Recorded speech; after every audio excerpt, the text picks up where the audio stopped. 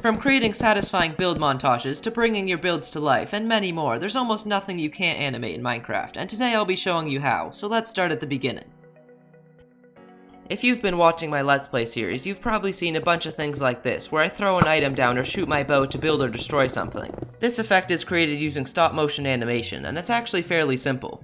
Usually all I do is just throw an item down or whatever works best for that scene, and then come in with my alt account and build whatever it is I'm building block by block or row by row, taking a picture after each change. And then as soon as the build is complete, I can put all the pictures together in editing, and it looks a little something like this. And that exact same process was used for this one I did of part of my storage room being built. But because I didn't move my alt account out of the way before taking each of the pictures, when you put it all together it just looks like I'm teleporting all over the place, which kinda ruins the whole effect. So obviously what you usually want to do is to move out of the way before taking each of the screenshots like I did for the last one. But if you ever forget to move, or just don't want to, there's a different way you can do it that actually makes it look even better. You simply just record another clip of yourself just walking around or whatever, and then add it in over top of the animation. This not only covers all the teleportation, but it also makes it look like you were walking around while the structure was building, which makes it look even more convincing. So that's how most of the animations in my videos are done. There's a few of them that are a little bit more complex, like this one where I had to create a giant green screen for all the tridents, but for the most part it's all the same. But all of those are still pretty small, so let's increase the scale a bit. For bigger animations like this one I did of a boat building itself, I still use the same process as before, but there's a little trick you can use to save a lot of time. Just for demonstration purposes, let's make this globe build itself. Instead of building it up one layer at a time, which could be really tedious depending on what you're building, you can simply just start with your build already finished and then take it apart layer by layer. I'm also just going to turn myself invisible so I don't have to worry about moving out of the way. Doing this will obviously still take a bit of time, especially for bigger builds like the boat for example, but destroying is definitely a lot faster than building. And done. You can now bring all of those pictures into a video editor. I'm personally using Premiere Pro, but any video editor should work fine. And to make it look like your build is being built rather than destroyed, all you need to do is set it to play in reverse, and then finish it off by just speeding it up a bit, which should give you something that looks like this. That looks pretty good, but just to sell the effect even more, you can now add in some sound effects. To do that, you simply just head back into Minecraft and record yourself placing all the main blocks that your build is made of. You then take the sound from those recordings and line them up as best as you can with the blocks being placed in the animation. Over time, these sound effects make for a pretty messy world, but I think the end result is definitely worth it. So that's how I make both the big and small animations for my videos, so if you're ever wondering why it takes me so long to put out episodes, then this is probably why. Well, that and I'm a world-class procrastinator, but I'll talk more about that tomorrow. Anyway, while creating these types of things, I try to keep them really simple or even seem like they're a part of the game. So let's take it up a notch and attempt to make the classic ball bouncing animation. In order to do this, I'm once again repeating the same steps as before, where I just use my alt account to build the object and take pictures after each change. I feel like I should also mention that if you don't have access to an alt account, you can still do this no problem. Before taking each of the pictures, you simply just use a command to teleport yourself to the same spot, just also make sure you have yourself facing the same direction as well. You can even just set up a command block so that you don't have to type it out each time. I'm not sure why I didn't think of this before I started, but out of everything I could have possibly chosen, the thing I decided to animate was a sphere that stretches and bounces, in a game made out of blocks. So I don't even want to talk about how much time I spent just failing to build circles over and over again. Next time I think I'll just make a bouncing cube. Anyway, this should be the final frame in the animation. It obviously still needs to bounce back up, but I'm lazy, so I'll just play the falling animation in reverse, and that should be close enough. I think this animation should be done now, so let's see how it turned out. It's definitely a bit weird to see stone bouncing up and down, but that actually turned out a lot better than I thought it would. Also, another important thing to do whenever you create an animation like this is to make sure that you lock the daylight cycle, or you might end up with something that looks a little more like this, which isn't very pleasant to watch. Anyway, that was a lot of fun to make, so before we move on to the next type of animation, let's just quickly do one more like this. And this time I'll try to animate a drop of water falling from a faucet, so let's start off by building a bit of a set, which of course is completely necessary.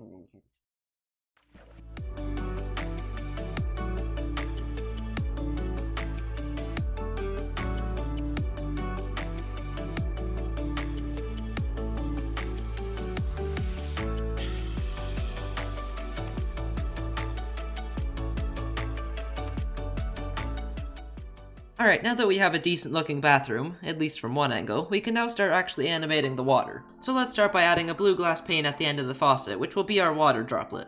We can then add a second glass pane underneath that one, just for a frame or two, so that it almost looks like it's hanging there for a bit before it falls.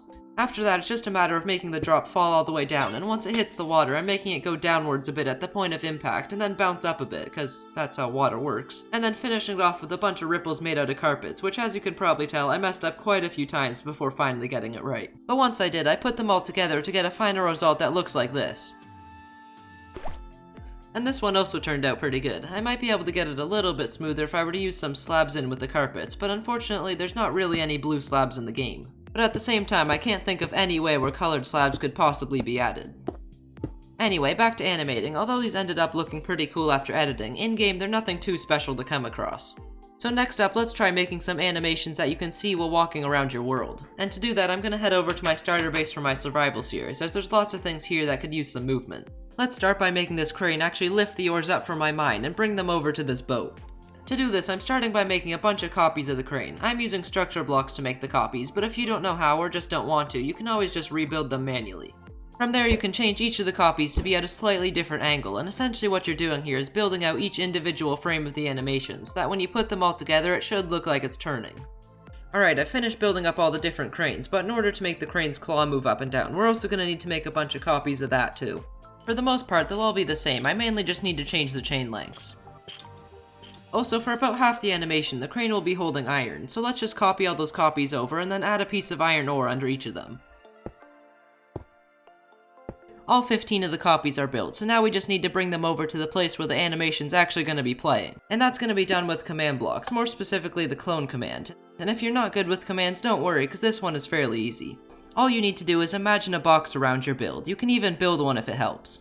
You then take both the coordinates from the top corner of the box and the opposite bottom corner and enter them into your command block. After that, you just need one more coordinate, and this is in the bottom corner of wherever you want the clone to go.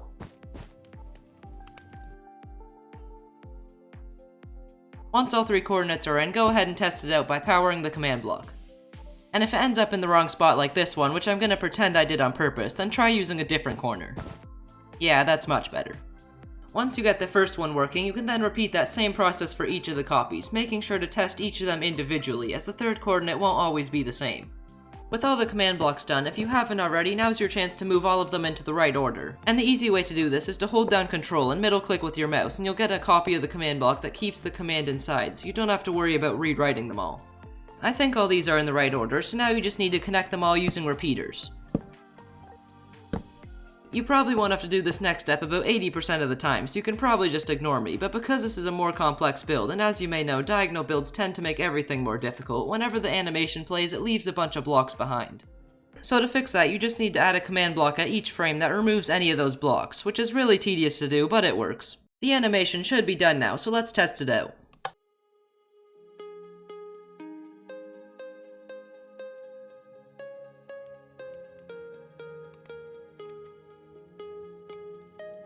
And unlike the other animations, this one you can actually watch in-game, which is definitely a lot cooler.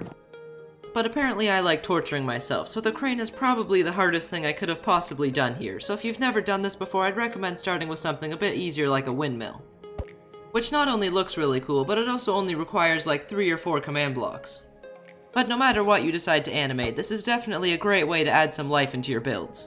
But now it's time for the final animation, and if you watch to the end of my videos, which of course you do, then this one will look pretty familiar. But you may be wondering, why would I make that animation if I already have it? Well, funny story. I was deleting a bunch of worlds to free up some space on my computer and must have accidentally deleted the world that had my outro on it, so for the past 7 videos I've kinda just been reusing old ones, but nobody needs to know. So to start this off, I spent a while just building up this big empty wall by hand, which I'll use for my background. And from there you can start to put in your actual background design, which for me is just a bunch of blue lines, but depending on what you're doing, this step could take a little longer, and you only have to build this once, so don't worry about making it too simplified. Once your background's done, I'd recommend just building up each of your characters to use as a reference while you're animating. As I'm sure you can tell, this first one is Pac-Man's non-copyrighted cousin Blockman, and then of course we also need the 4 ghosts. Oh, so one last thing to make the animating process a little bit easier is you can head back over to your background and just add a few rough lines to mark out your character's movement. To start the actual animation, just go behind your background template and use the clone command to make a copy of it. If you really wanted to, you could rebuild it every frame by hand, but I personally don't want to spend 3 years on this, so the clone command's definitely the way to go. But now that you have an empty background, you can start adding in your characters. And if you end up making a mistake, like this ghost that's a few pounds too light, it's not that big of a deal, as you can always go back and either change or even delete a frame. Once all your characters are in their starting positions, your first frame is complete. So from there you just repeat the same steps again, this time moving your characters to a slightly different position, or even changing the shape depending on what you're doing, and the smaller the movements are, the smoother your animation will end up looking. That's the first 2 frames complete, so now we just need to do the same thing about 78 more times.